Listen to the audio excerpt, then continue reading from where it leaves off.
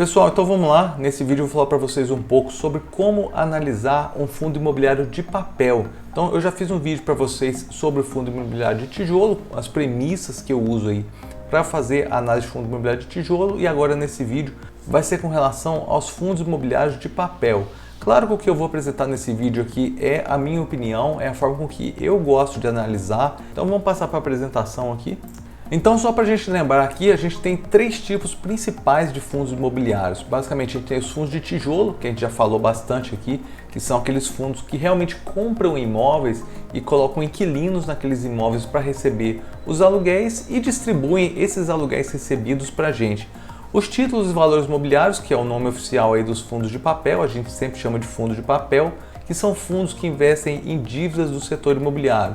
Também o terceiro caso aqui, o terceiro tipo de fundo mais comum, são os fundos de fundos, que são os fundos imobiliários que investem em outros fundos imobiliários, e vai ser tema aí de um próximo vídeo nosso. Então, o que é um fundo imobiliário de papel? Então, são fundos negociados em bolsa que investem em dívidas do setor imobiliário, que são os CRIs. Eu já fiz um vídeo há algum tempo para vocês sobre os CRIs. Eu falei na época que eu não gostava de investir em CRIs, inclusive. Como pessoa física, eu não gostava de CRIs na minha carteira, porque eu preferia investir indiretamente nos CRIs através de fundos imobiliários de papel. Então, só lembrando para vocês o que é um CRI e por que eu não gosto de investir nesses CRIs. Vamos pensar numa construtora aqui que está construindo um prédio aí com 100 apartamentos, só para fazer uma conta redonda. Lá na planta ainda, a construtora já começa a anunciar esses apartamentos e começa a vender, várias pessoas vão lá, vão comprando, e raramente as pessoas pagam isso de forma à vista. Normalmente elas fazem um financiamento aí por muito tempo. Só que isso para a construtora não é interessante. Eles fazem a venda parcelada, mas eles não querem receber em parcela, porque para a construtora o que é interessante? Eles pegarem aquele dinheiro e irem construir outro prédio, irem fazer uma outra obra, construir um condomínio, enfim. É realmente trabalhar ali no que é o foco da empresa, que é na construção e venda, e não em ficar recebendo parcelas por anos e anos. Então o que essas empresas fazem? Eles pegam aquela lista de recebimentos que eles têm, então as parcelas dos imóveis que eles têm a receber, eles vão numa empresa, numa securitizadora, e transformam isso em um CRI. Então basicamente o que a securitizadora faz? Compra aquela dívida da construtora. Então essa construtora tinha lá 50 milhões de reais para receber, a securitizadora vai lá e oferece para a construtora e fala: ó, eu dou 40 milhões de reais para você e eu passo a ter o direito de receber essas parcelas que você receberia. Então é isso que a empresa faz, ela compra a dívida da construtora. Isso aí é transformado nos CRIs, então, que são certificados recebíveis imobiliários, e a gente pode investir nos CRIs, como eu falei para vocês, através de pessoa física, ou seja, a gente pode abrir a nossa corretora aí, abrir o site da corretora, em produtos, renda fixa, vocês vão encontrar os CRIs lá. Ou podem ser comprados pelos fundos imobiliários de papel, que é o grande foco aqui. E os CRIs são corrigidos, tá? Eles são indexados ao IPCA, ao IGPM ou CDI. Podem ser indexados aí a algum outro indicador de inflação, mas esses aqui são os mais comuns. E eu quero que vocês fiquem com isso aqui na cabeça, porque eu acho que esse é um dos pontos-chave para a avaliação do fundo imobiliário de papel. Então, por que eu não gosto de CRI como pessoa física? Eu falei isso para vocês no vídeo de CRI lá, mas eu vou lembrar aqui para vocês. Principalmente por causa da baixa diversificação. Então, quando você é uma pessoa física, você vai comprar... Você compra um CRI, 2, 3 no máximo, talvez. Então, a sua carteira não é uma carteira diversificada. Então, se vocês lembrarem do slide anterior, o que é um CRI? É um direito de recebimento de parcelas que você tem. Então, se alguma daquelas pessoas que está pagando aquela parcela falhar, ela ficar inadimplente, você pode ter aí um problema para receber suas parcelas. Você não vai ter aquele repasse do valor para você. Se algum deles der problema, já é um impacto muito grande na sua carteira. Então é muito difícil você diversificar como uma pessoa física. Os CRIs são um ativo de difícil análise. Vocês vão ver que não existe site, assim, um site que você abre, igual a gente tem aí o Status Invest, o Fundos Explorer, que você olha ações, olha fundos imobiliários, tudo organizadinho, tudo bonitinho. Quando um CRI vai ser lançado, é feito um prospecto, um documento aí longo, um documento de muitas e muitas páginas, e basicamente é aquilo que você tem de informação. É difícil para a gente, como pessoa física, como uma pessoa aí que não trabalha diretamente no mercado, ficar acompanhando como estão indo esses CRIs. E por fim, ele não tem garantia do Fundo Garantidor de Crédito. Então, para quem se lembra dos outros vídeos de renda fixa aí, quando você investe em poupança, quando você investe em CDB, quando você investe em LCI ou LCA, você tem uma garantia de até 250 mil reais. Então vamos supor que você compra um CDB de um banco pequeno ali, um banco que é associado ao FGC, tá? esse banco pega e vai à falência. O FGC, se você tiver até R$250 mil lá, garante que vai te devolver esse valor, então você não vai sair no prejuízo. No caso dos CRIs, não, você não tem uma garantia, você não tem um fundo desse por trás. Então, esses aqui são os motivos principais pelo qual eu não gosto de investir em CRIs. Mas por que eu gosto de fundos imobiliários de papel? Justamente pela grande diversificação. Então vocês vão ver aí, quando vocês forem abrir os fundos de papel para analisar, é muito comum eles terem 50, 60, 70, 100 CRIs. Então, dentro de um universo muito grande, se um deles lá dentro der problema, praticamente não tem impacto nenhum no fundo. E o fundo tem toda uma equipe de gestão que vai correr atrás de resolver esse problema sem a gente se preocupar com nada. Às vezes a gente nem fica sabendo que isso está acontecendo. Então, toda essa parte de gestão e diversificação que um fundo imobiliário de papel nos dá é o que me deixa mais confortável de investir indiretamente em CRIs. De certa forma, os fundos imobiliários de papel teriam uma dificuldade de análise, porque se a gente fosse levar bem a ferro e fogo, a gente deveria analisar todos os CRIs que estão lá dentro daquele fundo. Só que se a gente não consegue analisar nenhum ou dois ou três para colocar na nossa carteira pessoal, imagina analisar uma centena. É alguma coisa totalmente impraticável. E isso aí acaba tornando a análise dos fundos imobiliários de papel uma análise um pouco mais fácil. Por quê? Porque basicamente resume para mim em dois pontos-chave quando a gente vai analisar um fundo imobiliário de papel. A distribuição dos indexadores, então como os CRIs estão distribuídos entre IPCA, IGPM e CDI, e o histórico e estabilidade de dividendos. Então, se você tiver um histórico aí legal de dividendos, com uma estabilidade de distribuição boa, ou uma distribuição ali pelo menos regular, não gosto nunca daquelas distribuições erráticas que tem um mês distribui muito dividendo, outro mês distribui quase nada, tudo bagunçado. Se tiver uma estabilidade ali, um comportamento que você consegue entender, eu já vejo isso aí como uma boa gestão. Então, a gente está acreditando, está confiando na gestão daquele fundo. Então, a gente não precisa ficar analisando aqueles CRIs que estão lá dentro, porque a gente acredita, porque a gente aceita que aquela gestão daquele fundo está fazendo um bom trabalho. Mas por que eu estou falando tanto aí dos indexadores, tanto do IPCA e do IGPM, por que isso aqui é importante no fundo imobiliário de papel? Porque os dividendos que a gente vai receber então do fundo imobiliário de papel são diretamente vinculados aí ao IPCA e ao IGPM. Então eu montei esse gráfico aqui para vocês desde 1995, mostrando o IPCA nessa linha mais vermelha ou laranja, aí, dependendo de como é que vocês estiverem enxergando ela aí, e o IGPM nessa linha azul. Então reparem que o IGPM ele é muito mais volátil do que o IPCA. Ele segue uma tendência semelhante ao IPCA, então quando o IPCA sobe, o IGPM tende a subir também, e quando o IPCA cai, ele tende a cair também, só que sempre de formas assim muito mais fortes, muito mais expressivas. Então, o que aconteceu principalmente aí ao longo do ano de 2021? Tava muita gente conversando assim, fazendo perguntas, batendo papo realmente de fundos imobiliários aí de papel, e as pessoas falam para mim, Breno, você ouviu falar daquele fundo tal? Eu tirava um fundo assim, às vezes um fundo da Cartola, um fundo que eu nunca tinha ouvido falar, normalmente fundos pequenos, está distribuindo 2% ao mês de dividendos, 2,5% ao mês de dividendos.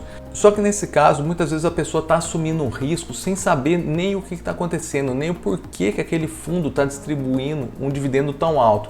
Na maioria dos casos, quando as pessoas falavam, eu abri os relatórios para dar uma olhada, os fundos eram muito vinculados ao IGPM. Então, para quem se lembra aí, ao longo do ano passado, teve essa disparada do IGPM, então ele estava na casa aí de 6, 7%. Ao ano, tá? Isso aqui é o acumulado ao ano em 12 meses e disparou aí para 32, 33%. Então, o que acontece? Todos os CRIs que eram vinculados ao IGPM tiveram correções muito fortes. Então, os fundos imobiliários começaram a receber receitas desses CRIs muito altas e realmente começaram a distribuir dividendos mais altos aí. E onde que está o risco nisso? Aumenta o risco de inadimplência, tá? Então, tem alguém ali do outro lado tá pagando. Então, quando teve essa disparada do IGPM, quem estava pagando do outro lado tomou um susto. Alguns conseguiram pagar, com certeza, que foi o dinheiro para o fundo para distribuir os dividendos mais altos, mas isso aí pode aumentar muito o risco de inadimplência. Então, se a gente tiver um problema de inadimplência, vai deixar de fazer esse recebimento aí, o fundo vai deixar de ter esse recebimento para pagar para os inquilinos. E qual que é um outro problema que eu vi bastante isso aí com as pessoas? Muita gente foca só nesse dividendo mensal, então viu lá o fundo está distribuindo 2% ao mês de dividendo, e quem já está há mais tempo no mercado sabe que isso não é algo corriqueiro, não é algo normal, porque você espera aí um fundo de tijolo, por exemplo, distribuindo aí 0,6%, 0,7%, talvez 0,8% ao mês nas condições atuais do mercado, E um fundo de papel distribuindo em 1% ao mês, 1 e pouco por cento ao mês até, você consegue encontrar. De repente você vê um fundo distribuindo 2 e pouco por cento ao mês, é algo que você fica um pouco de pé atrás. Mas o que acontece? Muita gente começou a comprar isso e levou a cotação desses fundos muito para cima. Então muita gente aí comprando acaba tendo uma pressão aí por uma demanda pelas cotas daquele fundo e o preço sobe. Só que o que acontece? À medida que mostra essa queda aqui e tem essa inversão de tendência, que a cotação do fundo vai cair, porque no futuro ele vai ter uma redução na distribuição de dividendos. Mas quem não acompanha o mercado diariamente, que realmente não acompanha muito próximo o mercado, pode tomar um prejuízo maior com a venda da cota. Então você comprou em um ponto, você vender essa cota mais barato, você acaba tomando um prejuízo maior na cota do que você teve ganho de dividendos ao longo desse tempo. Então não adianta você ter ganhos de 1% ao mês ali por 6 meses nos dividendos acima do que é o normal do mercado, para depois tomar um prejuízo de 10, 15, 20% na sua cota ali. Então eu particularmente não gosto, eu já falei para vocês aqui que eu gosto de investimentos mais estáveis, tá? Eu gosto de ações mais estáveis, ações boas distribuidoras de dividendos. Fundos imobiliários de tijolo, eu gosto daqueles fundos mais estáveis, e a mesma coisa com os fundos de papel. Mas o que eu estou percebendo é que os fundos, em geral, assim como está acontecendo também com imobiliárias, com contratos de aluguel, estão deixando um pouco o IGPM de lado. Eu dei um print aqui para mostrar para vocês no mesmo fundo imobiliário do relatório deles de dezembro de 2020 e dezembro de 2021. Repare que em dezembro de 2020, 33% dos CRIs eram vinculados ao IGPM. E 57% eram vinculados ao IPCA. Um pouquinho aqui era vinculado ao INPC. No caso aqui agora, em dezembro de 2021, abriu o relatório, 93% dos CRIs passaram a ser indexados pelo IPCA e só 4,5% ao IGPM. Então, com essa subida, com essa disparada do IGPM, acaba sendo ruim para os dois lados. Então você tem um aumento de volatilidade, você tem um aumento de inadimplência, e para quem está pagando isso é muito ruim também. Então eu estou percebendo aí o que está acontecendo é uma tendência os fundos se vincularem mais aos CRIs de IPCA. Pessoal, vamos passar agora para a parte prática aqui realmente, porque eu acho que eu já falei bastante para vocês dessa questão, acho que já deu para ficar bem claro essa questão aí do IGPM, dos riscos que muitas vezes você assume sem nem estar sabendo que está assumindo. Mas vamos lá, a análise prática aí de um fundo imobiliário de papel é bem mais rápida do que um fundo de tijolo. Então o que eu vou mostrar para vocês no site, a sequência que eu faço? O público-alvo, investidores em geral, então para não ficar naqueles fundos ali que são só para investidores qualificados. Duração e mandato, o fundo tem que ter duração indeterminada, tá? E títulos e valores imobiliários, é aqui que a gente vê que a gente está olhando um fundo de papel. Patrimônio líquido, como sempre eu falo para vocês, pelo menos 500 milhões de reais, evitem mexer, pelo menos no começo, com fundos pequenos, comecem com fundos grandes. Liquidez, maior do que 5 mil negócios por dia, para você ter certeza que você vai conseguir comprar e vender as cotas do seu fundo aí sem problema. E aqui o importante então que eu falei para vocês, a distribuição entre os índices de inflação. Eu prefiro quando os fundos imobiliários de papel têm uma maior posição em IPCA e CDI e uma menor posição em IGPM, justamente pela volatilidade do IGPM. Então, da mesma forma que a gente viu o IGPM disparando ali para 30%, a gente pode ver ele caindo, ele chegando até o negativo. Se vocês voltarem e derem uma olhada no gráfico, acontece do IGPM chegar a ficar negativo. O dividend yield, olhando sempre aí os 12 meses, ele tem que ser maior do que os fundos imobiliários de tijolo. No próximo slide eu vou falar para vocês o porquê disso, é algo que é bem interessante para a gente ficar sabendo. E a estabilidade de dividendos, como eu sempre falo para vocês, eu gosto de estabilidade de dividendos bem regulares, bem estáveis ou com oscilações regulares ali que vocês conseguem entender como é que está a oscilação daquele fundo. Relatório, aqui é algo subjetivo, mas eu gosto de relatórios claros e objetivos. Fundos que não publicam relatórios mensais, eu já nem analiso, eu já nem abro, porque eu acho o principal, a primeira coisa que tem que ter é uma comunicação entre a equipe de gestão e a gente que está investindo. Como sempre aqui, o que eu não olho? Não olho dividend yield mensal, não é uma informação que eu considero relevante. Então justamente você acaba eliminando essas subidas aí, esse muito oba-oba que às vezes acaba tendo com alguns fundos, porque em um mês você distribuiu um dividendo muito alto, isso para mim não tem relevância nenhuma. Taxa de administração e taxa de performance, eu não olho porque acaba estando embutido já. O que a gente recebe de distribuição de dividendos já é líquido de taxa de administração e taxa de performance. Só para a gente fechar a apresentação aqui, antes de ir para o site fazer a análise um pouco mais prática de um fundo de papel, Com relação a essa valorização das cotas do fundo de tijolo e do fundo de papel e por que os fundos de papel tendem a ter uma distribuição de dividendos maior do que os fundos de tijolo. Os fundos de tijolo, então, por definição, eles têm imóveis físicos, então eles acabam tendo parte do valor daquele fundo retido no fundo. E esses imóveis, ao longo do tempo, ao longo prazo, eles tendem a ter uma valorização. Um dos indicadores que existe aí quando vai fazer análise de um fundo imobiliário é o PVP, que é a cotação, né, o P é o preço, então a cotação dividido pelo valor patrimonial do fundo. Essa relação tende a ser mais ou menos constante. E o que isso quer dizer? Todo ano, os fundos imobiliários de tijolo têm seus ativos avaliados, então contrata uma empresa para ver qual que é o valor de mercado daqueles imóveis. Ao longo do tempo, esse valor de mercado vai subindo porque há uma tendência de valorização dos imóveis e para manter esse PVP relativamente constante, a gente vê aí então uma subida da cotação. Então, se vocês pegarem fundos imobiliários de tijolo aí mais antigos e olharem a cotação deles desde o começo, vocês vão ver que existe uma tendência de alta neles. Ao passo que os fundos imobiliários de papel não, eles não retêm dinheiro dentro desse fundo, eles não retêm valor no fundo, porque tudo que é recebido é distribuído. Então, se vocês olharem no longo prazo no fundo de papel, vocês vão perceber que eles não têm valorização patrimonial e com isso a cotação do fundo tende a ser mais ou menos constante ao longo do tempo. Então, nos fundos imobiliários de tijolo, a gente tem dois ganhos. Os ganhos do recebimento de aluguel e a perspectiva do aumento aí do valor da cota ao longo do tempo pela valorização dos imóveis. No caso dos fundos de papel, então não. A tendência é você só receber mesmo ali aquela distribuição de rendimentos mensal, porque no longo prazo a tendência é que a cotação não varie muito, não oscile muito. Pessoal, então indo para a tela do computador, eu abri só por acaso aqui, tá, o fundo MXRF11. Isso aqui não é de forma alguma uma recomendação para você investir nesse fundo, é realmente só para ter uma didática mais interessante, para a gente conseguir ver. É um dos fundos aí mais conhecidos hoje, um dos fundos de papel mais conhecidos na bolsa hoje. Então, na sequência de análise que eu falei para vocês, a gente deve olhar aqui embaixo primeiro para ver o público-alvo. Então, investidores em geral é o que a gente procura. O prazo de duração é indeterminado, também aí é o que a gente procura. E o mandato aqui está híbrido, porque esse fundo investe também em outros fundos imobiliários, então ele acaba sendo considerado híbrido, mas é aí um fundo de papel. Se você abrir o relatório dele, vocês vão ver que ele investe majoritariamente em crise. Então, atende tudo que a gente estava procurando ali no começo. Aqui em cima, se a gente voltar ao patrimônio líquido, como eu falei para vocês, eu gosto sempre acima de 500 milhões de reais. Esse aqui tem 2 bilhões e 300 milhões de reais, então tá tranquilo. A liquidez diária eu recomendo pelo menos 5 mil negociações por dia. Esse aqui tem 650 mil, então é mais do que suficiente para a gente fazer qualquer negociação que a gente queira de compras e vendas com esse fundo aí. E agora com relação aí à distribuição de índices de inflação, a gente tem que realmente abrir o relatório do fundo. Então só rodando o site aqui, você vai ter que abrir um relatório. Então vamos abrir o relatório de 31 de dezembro de 2021, que é o último relatório.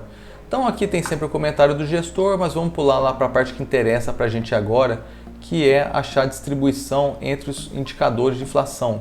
Então no caso aqui está nessa tabela, reparando aqui os indexadores que são usados aqui nos CRIs desse fundo do MXRF11, 37% está em CDI, que é um indicador que eu gosto, 61% está em IPCA e INCC, que é o Índice Nacional da Construção Civil, é um outro indicador de inflação, e só 1% em IGPM. Então aí já é um fundo que me agrada pela forma que está a distribuição desses indicadores de inflação. Pouco IGPM e mais focado aí em IPCA e CDI. Então me atende nesse quesito.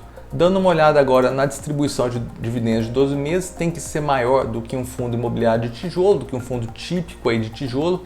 Então nos últimos 12 meses ele distribuiu aí 9,49% de dividendos. Eu deixei aberto aqui, tá? Só por exemplo, um fundo que é super conhecido de tijolo, que é o HGLG11, que é um fundo de logística. Nos últimos 12 meses ele distribuiu 7,81% de dividendos. Então o fundo imobiliário de papel está distribuindo aí acima do fundo imobiliário de tijolo. Só lembrando por que isso é importante, porque o fundo imobiliário de tijolo tende a ter uma valorização da cota ao longo do tempo, algo que não tende a acontecer nos fundos imobiliários de papel. Indo aqui na distribuição de dividendos, se a gente for olhar aqui, é uma distribuição de dividendos que tem uma certa oscilação, então a gente percebe aí algumas subidas, algumas quedas, algumas subidas, algumas quedas, mas não é nada muito errático, muito sobe e desce não. Se a gente for olhar o dividend yield mensal dele, ele gira aí na casa dos 0,6, 0,65, 0,7% ao mês, então é relativamente aí estável e me atende também nos critérios de estabilidade de dividendos. Então até aqui tudo tranquilo, tudo certo. E voltando rapidinho ao relatório, como eu falei para vocês que eu gosto de analisar, é um relatório que eu já li algumas vezes, ele é um relatório claro, eles mostram tudo que está sendo feito no fundo.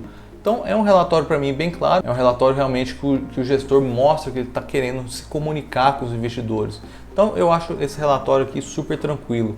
E só para fechar, para mostrar para vocês com relação aí à valorização patrimonial, vou voltar aqui nesse fundo imobiliário de tijolo para vocês perceberem. Reparem que esse fundo aqui, o HGLG, tem dados desde janeiro de 2016. Ele começou com a cota girando aí, né, o valor patrimonial por cota girando na faixa de R$100 e hoje está valendo aí na faixa de R$148. O que isso está indicando para a gente aqui? O que essa valorização patrimonial indica para a gente? Que os imóveis do fundo estão se valorizando ao longo do tempo e isso leva a uma tendência de valorização da cota ao longo do tempo.